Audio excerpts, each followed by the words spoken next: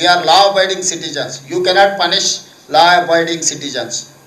Sir, Andhra Pradesh chief minister का पर ये कहना है कि जैसे ये डिलिमिटेशन बिल का ना आना, 50% प्रोपोर्शनल सीट्स का ना आना is a great disservice to southern states, to eastern states and other smaller states as well. उनका ये कहना है कि अब आर्टिकल 81 की वजह से, जब पॉपुलेशन की वजह से जब सीट्स इंक्रीज होंगी, तब तो फेडरल स्ट्रक्चर ब्रेक होगा। ये चंद्रबाबू नायडू कहते हैं।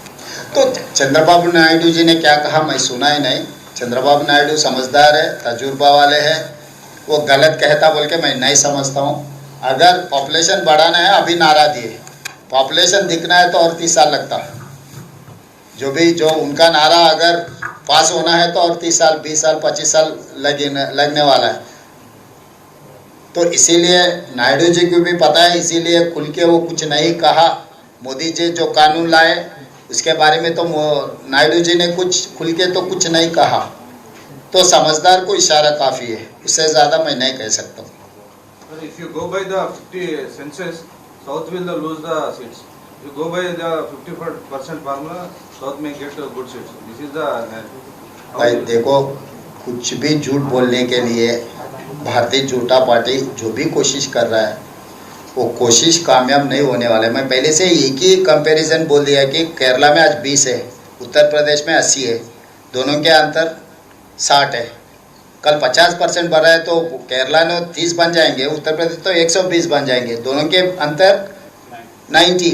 तो यहाँ सीधा सीधा परसेंटेज, अरे परसेंटेज वाजपेयी वोट परसेंटेज से आ रहा ना, ये वोट से हार गए। हर जगह में परसेंटेज ये नहीं होते। आपके पिताजी कुछ पैसे दिए, आपका ने 10 लाख है, आपके बड़े भाई का ने 1 करोड़ रुपए।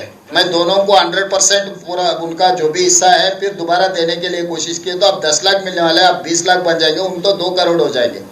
पिताजी तो बोल रहे हैं कि परसेंटेज सेम दे रहा हूँ मैं 2 बेटों को, मगर आपका ने 10 लाख है, उनका ने करोड़ रुपए है। 10 लाख वाले को 10 लाख मिल गए, 1 करोड़ को दूसरे करोड़ मिल गए, तो 10 लाख वाले 20 लाख बन गए, 1 करोड़ वाले 2 करोड़ बन गए। तो परसेंटेज तो आपको सेम दिखता है, मगर एक्चुअल में तो फर्क अंतर बहुत ज़्यादा है। तो ये परसेंटेज का ये भटकाने का चर्चा तो खत्म हो चुका है, इसके बारे में कोई चर्चा करने से कोई फायदा नहीं है। आगे क्या कार्रवाई करना है उसके बारे में चर्चा होना है। कम से कम अभी तो भी केंद्र सरकार ने विपक्षी दलों को पहले बुलाना है, राय लेना है।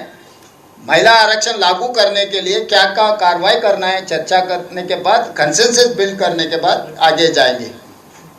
इतना ही हमारा सुझाव है।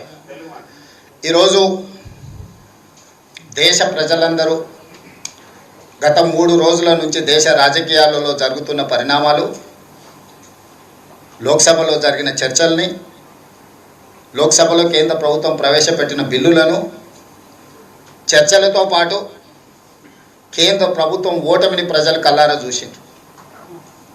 ఈ ఓటమి భారతీయ జనతా పార్టీ తెచ్చిన చట్టాల ఓటమిగా చూడాల్సిన అవసరం లేదు।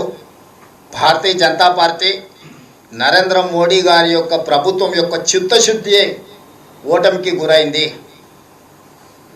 చిత్తశుద్ధి లేని చట్టాలను చట్టసభలలో ప్రవేశపెట్టి ప్రేరేపితమైన రాజకీయ ప్రయోజనాల కోసం ఏదైతే ప్రయత్నం చేసిండ్రో, దేశ ప్రజలందరూ, ప్రతిపక్ష పార్టీలు అన్నీ కలిసి భారతీయ జనతా పార్టీ అహంకారాన్ని, రాజకీయ దురుద్దేశాన్ని ఓడించడం జరిగింది। మహిళా రిజర్వేషన్ల ముసుగులో సీట్లను పెంచడం ద్వారా 553 సీట్లను 850 సీట్లకు పెంచడం ద్వారా వాళ్ళు ఏదైతే రాజ్యాంగాన్ని మార్చాలనుకుంటున్నారో, రిజర్వేషన్లను రద్దు చేయాలనుకొని 2024 ఎన్నికల సందర్భంగా 400 సీట్లు వస్తే 2/3 మెజారిటీతోని రాజ్యాంగాన్ని మార్చి రిజర్వేషన్లు రద్దు చేయాలన్న ఆలోచనను ప్రజలు గుర్తించి 2024 లోక్సభ ఎన్నికలలో భారతీయ జనతా పార్టీని ఓడించడం జరిగింది।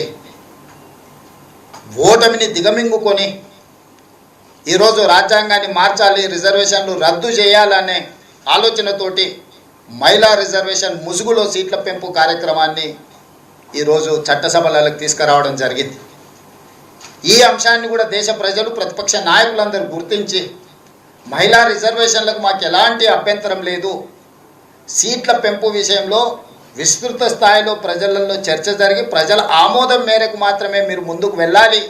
ఇప్పుడు ప్రవేశపెట్టిన చట్టాలను మేము ఒప్పుకునే సమస్యనే లేదు అని చెప్పి లోక్సభలో చర్చల సందర్భంగా చెప్పడమే కాకుండా ఓటింగ్లో కూడా కేంద్ర ప్రభుత్వాన్ని ఓడించడం జరిగింది. ఈ ఓటమి భారతీయ జనతా పార్టీ అహంకారాన్ని తగ్గిస్తుంది అని నేను భావిస్తున్నా. అదేవిధంగా ఇండియా కూటమి తరఫున కాంగ్రెస్ పార్టీ తరఫున తెలంగాణ ముఖ్యమంత్రిగా కేంద్ర ప్రభుత్వానికి నేను సూచన చేస్తున్నా, మహిళా రిజర్వేషన్లను అమలు చేద్దాము తక్షణమే. నిన్న చర్చల సందర్భంగా 1 గంట సభను వాయిదా వేస్తే చట్టాన్ని సమూలంగా మార్చుకొని వస్తానని అమిత్ షా గారు చెప్పిండ్రు. 1 గంటలోనే చట్టాన్ని సవరించగలిగిన శక్తి సామర్థ్యాలు ఉన్నప్పుడు ఈరోజు శనివారము, రేపు ఆదివారం, సోమవారం రోజు తిరిగి సభలను ప్రారంభించి మహిళా రిజర్వేషన్లు అమలు చేయడానికి అవసరమైన చట్ట సవరణలతో మహిళా రిజర్వేషన్లను అమలు చేయడానికి చట్టాన్ని తీసుకురావాలని, ఆ చట్టానికి కాంగ్రెస్ పార్టీ సంపూర్ణంగా మద్దతు పలుకుతుంది. మిగతా విపక్షాలను, ప్రతిపక్షాలను అన్నిటిని కూడా సమన్వయం చేసే బాధ్యత కాంగ్రెస్ పార్టీ తీసుకుంటుంది. ఎందుకంటే స్వతంత్రం వచ్చిన తర్వాత పురుషులతో పాటు మహిళలకు సమానంగా ఓటు హక్కు ఇచ్చింది కాంగ్రెస్ పార్టీ. అమెరికా లాంటి దేశంలో మహిళలకు ఓటు హక్కు ఇవ్వడానికి 150 సంవత్సరాలు పట్టింది. కానీ స్వతంత్రం వచ్చిన ఎంబడే మహిళలకు ఓటు హక్కు ఇవ్వడం కానీ, ఈ దేశానికి మహిళను రాష్ట్రపతిని చేయడం కానీ, ఈ దేశానికి మహిళను ప్రధానమంత్రిని చేయడం కానీ, లోక్సభ స్పీకర్గా చేయడం కానీ, వివిధ రాష్ట్రాల ముఖ్యమంత్రులను చేయడం కానీ, గవర్నర్లను చేయడం కానీ, చీఫ్ జస్టిస్ ఆఫ్ రాష్ట్రాలలో వివిధ రాష్ట్రాలకు చీఫ్ జస్టిస్లను మహిళలను చేయడం కానీ, ఇలా చెప్పుకుంటూ వెళ్తే ఉపరాష్ట్రపతిని చేయడంలో కానీ అన్ని అంశాలలో కాంగ్రెస్ పార్టీ మహిళలకు అత్యంత ప్రాధాన్యత ఇచ్చింది.